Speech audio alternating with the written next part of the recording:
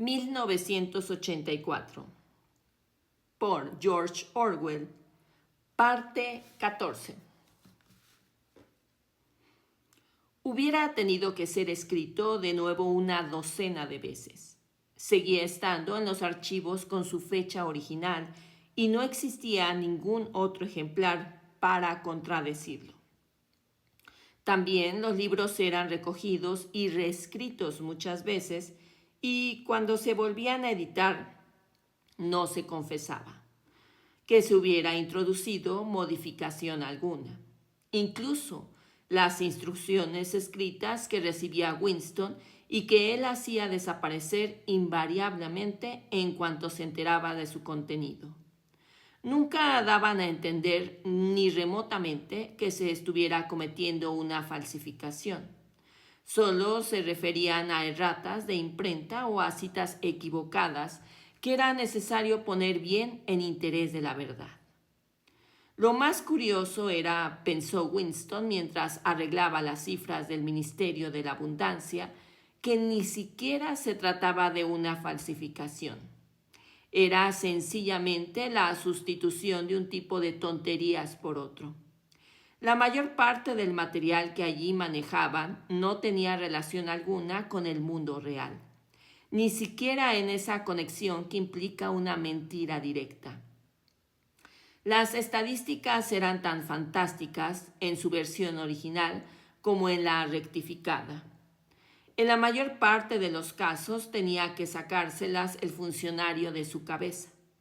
Por ejemplo, las predicciones del Ministerio de la Abundancia calculaban la producción de botas para el trimestre venidero en 145 millones de pares. Pues bien, la cantidad efectiva fue de 62 millones de pares, es decir, la cantidad declarada oficialmente. Sin embargo, Winston, al modificar ahora la predicción, rebajó la cantidad a 57 millones, para que resultara posible la habitual declaración de que se había superado la producción. En todo caso, 62 millones no se acercaban a la verdad más que los 57 millones o los 145. Lo más probable es que no se hubieran producido botas en absoluto. Nadie sabía en definitiva cuánto se había producido ni le importaba. Lo único de que se estaba seguro era de que cada trimestre se producían sobre el papel cantidades astronómicas de botas, mientras que media población de Oceanía iba descalza. Y lo mismo ocurría con los demás datos, importantes o minúsculos, que se registraban. Todo se disolvía en un mundo de sombras, en el cual incluso la fecha del año era insegura. Winston miró hacia el vestíbulo. En la cabina de enfrente trabajaba un hombre pequeñito, de aire eficaz, llamada Tillotson, con un periódico doblado sobre sus rodillas y la boca muy cerca a la bocina de habla-escribe. Daba la impresión de que lo que decía era un secreto entre él y la telepantalla. Levantó la vista y los cristales de sus gafas le lanzaron a Winston unos reflejos hostiles. Winston no conocía apenas a Tillotson, si no tenía idea de la clase de trabajo que le había encomendado. Los funcionarios del Departamento del Registro no hablaban de sus tareas.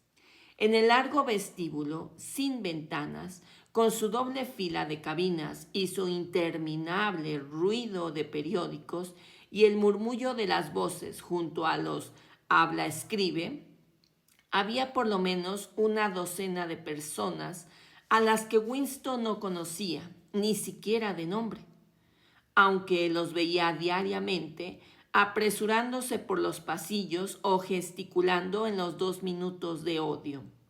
Sabía que en la cabina vecina a la suya, la mujercilla del cabello arenoso trabajaba en descubrir y borrar en los números atrasados de la prensa los nombres de las personas vaporizadas. las cuales se consideraba que nunca habían existido. Ella estaba especialmente capacitada para este trabajo, ya que su propio marido había sido vaporizado hacía 2 años antes, y pocas cabinas más allá. Un individuo suave, soñador e ineficaz llamado Ampleforth, con orejas muy peludas y un talento sorprendente para rimar y medir los versos. Estaba encargado de producir los textos definitivos de poemas que se habían hecho ideológicamente ofensivos, pero que por una razón u otra continuaban en las antologías. Este vestíbulo, con sus 50 funcionarios, era solo una subsección, una pequeñísima célula de la enorme complejidad del departamento de registro. Más allá, arriba, abajo, trabajan otros enjambres de funcionarios en multitud de tareas increíbles. Ahí estaban las grandes imprentas con sus expertos en tipografía y sus bien dotados estudios para la falsificación de fotografías. Había la sección de teleprogramas con sus ingenieros, sus directores y equipo de actores escogidos especialmente por su habilidad de imitar voces.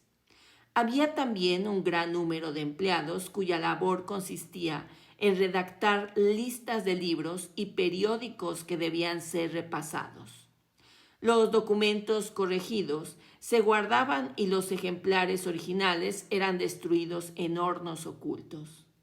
Por último, en un lugar desconocido, estaban los cerebros directores que coordinaban todos estos esfuerzos y establecían las líneas políticas según las cuales un fragmento del pasado había de ser conservado, falsificado otro y otro borrado de la existencia. El departamento de registro, después de todo, no era más que una simple rama del Ministerio de la Verdad, cuya principal tarea no era reconstruir el pasado, sino proporcionarle a los ciudadanos de Oceanía periódicos, películas, libros de texto, programas de telepantalla, comedias, novelas, con toda clase de información, instrucción o entretenimiento. Fabricaban desde una estatua a un eslogan, de un poema lírico a un tratado de biología, y desde la cartilla de los párvulos hasta el diccionario de la neolengua. Y el ministerio no solo tenía que atender a las múltiples necesidades del partido, sino repetir toda la operación en un nivel más bajo a beneficio del proletariado. Había toda una cadena de secciones separadas que se ocupaban de la literatura, la música, el teatro y en general de todos los entretenimientos para los proletarios. Ahí se producían periódicos que no tenían y no contenían más que informaciones deportivas, sucesos y astrología. Noveluchas sensacionalistas, más que informaciones deportivas, sensacionalistas. Películas que resumaban sexo y canciones sentimentales compuestas por medios exclusivamente mecánicos, con una especie de calidoscopio llamado versificador. El iTunes me recordó. Había incluso una sección conocida en neolengua con el nombre de Pornosec, encargada de producir pornografía de clase ínfima y que era enviada en paquetes sellados que ningún miembro del partido, aparte de los que trabajaban en la sección, podía abrir. Habían salido 3 mensajes por el tubo neumático mientras Winston trabajaba, pero se trataba de asuntos corrientes y los había despachado antes de ser interrumpido por los 2 minutos de odio.